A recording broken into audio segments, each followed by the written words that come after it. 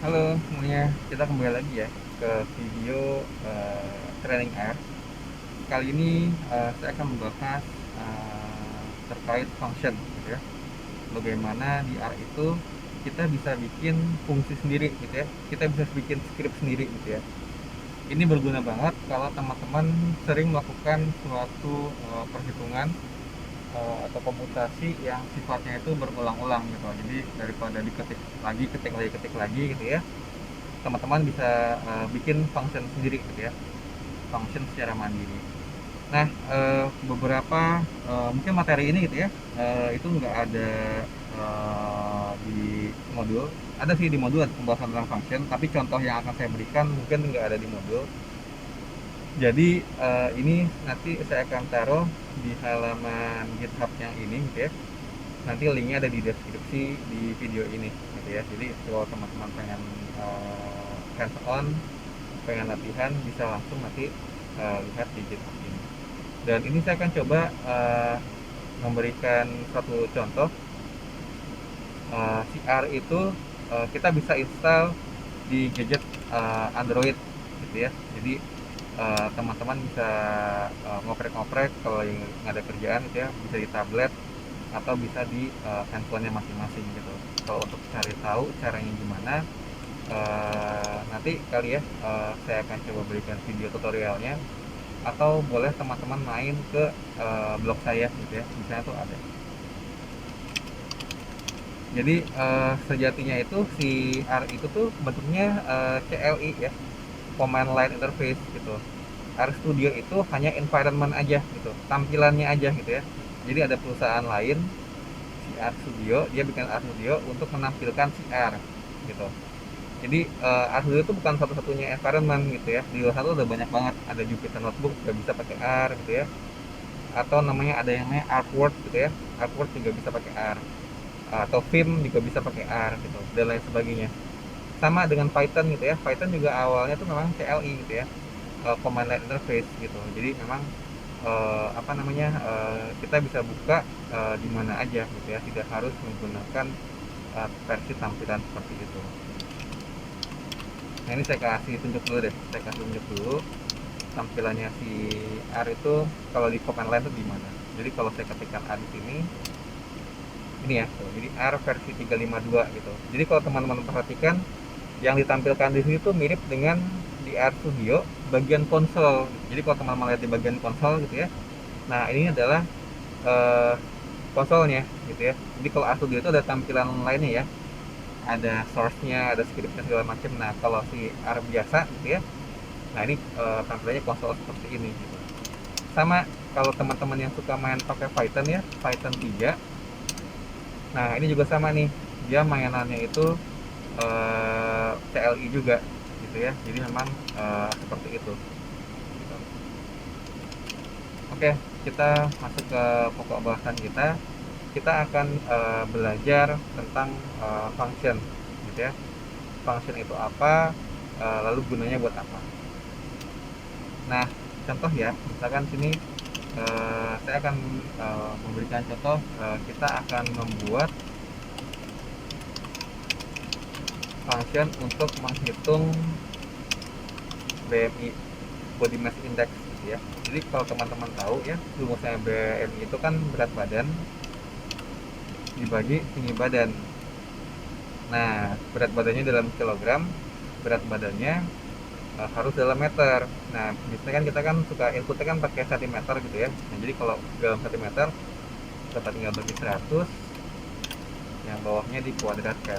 Nah, ini adalah rumus di BMI gitu ya. Jadi kalau teman-teman punya berat badannya tuh 77 misalkan, tinggi badannya tuh 174, maka BMI-nya adalah BB dibagi TB per 100 dikuadratkan. Dapatlah BMI-nya tuh 25 gitu ya. Nah, kita akan membuat fungsi si BMI ini. Jadi BMI ini kita akan jadikan fungsi gitu ya. Gitu. Nah, caranya seperti apa? Simple sebenarnya gitu ya.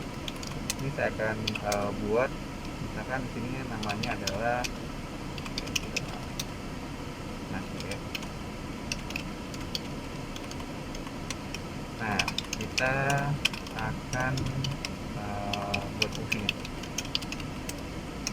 Nah, untuk function itu sendiri gitu ya, function di R itu sebenarnya ada 3 elemen gitu ya, ada 3 elemen. Pertama, ini elemen pertama itu apa? Ada inputnya dulu gitu ya, input. Nah, input ini menarik. Kalau di R itu ya, dia itu input itu boleh ada, boleh ada, boleh tidak ada gitu ya, boleh ada, boleh tidak ada gitu. Itu kalau input. Yang kedua itu adalah proses. Kalau proses ya wajib ada gitu ya, namanya juga fungsi gitu ya, harus ada sesuatu yang diproses gitu ya, apa yang diproses itu apa. Lalu yang ketiga, output. Nah, ini outputnya mau seperti apa. Nah, outputnya ini menarik ya. Kalau di R itu outputnya boleh single, boleh multiple gitu ya, bisa angka, bisa numerik ya, bisa teks, bisa gambar, wah macam-macam, bisa foto segala macam gitu ya. Pokoknya itu salah satu keuntungannya ngoding itu adalah hasilnya customize banget gitu ya. Kita bisa utak-atik, terserah kita mau seperti apa gitu ya. Nah, ini kan saya kasih contoh dulu ya, kita akan membuat fungsi untuk menghitung BMI gitu ya. Jadi contoh misalkan ya, saya tulis di sini nama fungsi adalah hitung BMI adalah function. Nah, ini kurung buah kurung tutup. Nah, di sini itu kita akan definisikan apakah dia itu adalah fungsi yang memiliki input atau fungsi yang tidak memiliki input. Nah, karena di sini kita ingin dia itu menghitung dari berat badan dan tinggi badan, makanya saya akan definisikan dia adalah fungsi yang memiliki input, ya, BB dan TB, gitu ya. Nah, sekarang kita lihat di sini kurung kurawal ini akan menandakan prosesnya apa dan nanti outputnya seperti apa. Nah, di sini menghitung BMI adalah BB dibagi TB per 100 dikuadratkan. Lalu misalkan ya, tadi kan BMI-nya kan koma-komanya banyak ya. Saya cuma pengen pakai satu angka di belakang koma aja. Nah, sebenarnya itu udah selesai nih. Oke, inputnya BB dan TB dihitungnya seperti ini. Lalu kita tinggal keluarkan aja gitu ya. Outputnya apa? Outputnya adalah nilai BMI itu sendiri. Nah, ini udah selesai nih. Ya, ini kalau saya rekap lagi ya. Ini adalah cara berhitungnya. Ini adalah membulatkan angka BMI-nya.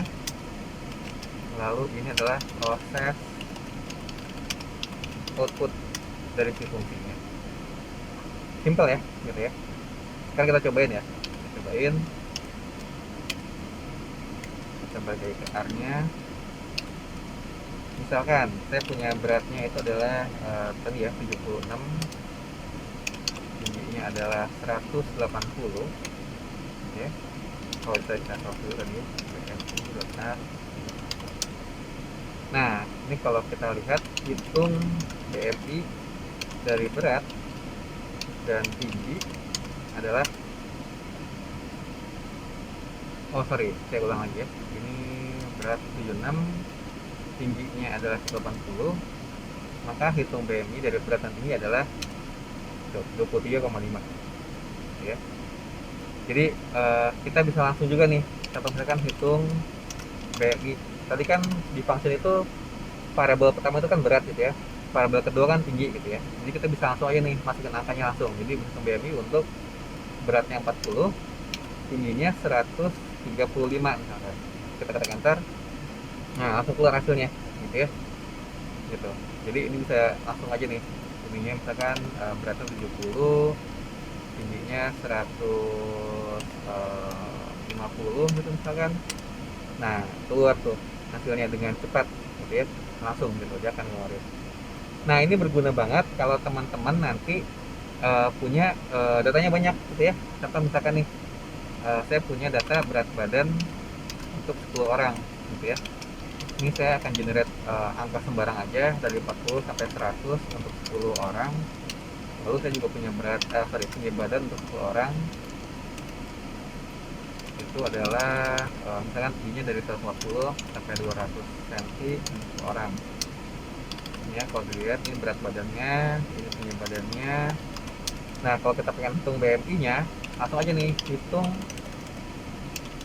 hitung BMI untuk berat badan 10 dan tinggi badan 10. Nah, keluar ya tuh hasilnya tuh. Ini ya, BB10, TB10 sama hitung BMI-nya. Tuh, ini udah keluar ya hasilnya gini. Nanti kalau mau dibikin tabel, ya silahkan ya. Atau mau bikin data frame, coba diingat-ingat lagi ya kemarin tuh caranya gimana gitu ya. Nanti kalau misalkan lupa, kalau misalkan kita pengen bikin data frame, misalnya saya bikin data sama data frame, isinya apa aja?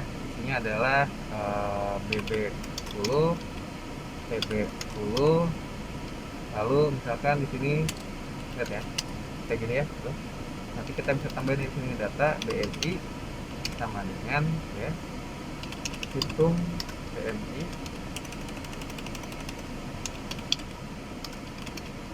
yang tadi ya BB 10 sama TB 10. Nah, ini kalau saya coba lihat data, nah jadi kayak gini gitu ya. Nah, eh, sekian dulu untuk perkenalan ke function. Nanti di video berikutnya kita coba gali lagi lebih dalam gitu ya. Apa aja sih yang bisa dilakukan di function ini? Lalu memungkinkan nggak sih kalau outputnya itu kita bikin lebih banyak dibandingkan cuma si angka BMI-nya aja gitu ya. Nanti kita akan coba bahas kembali di video berikutnya. Terima kasih dari saya. Salam.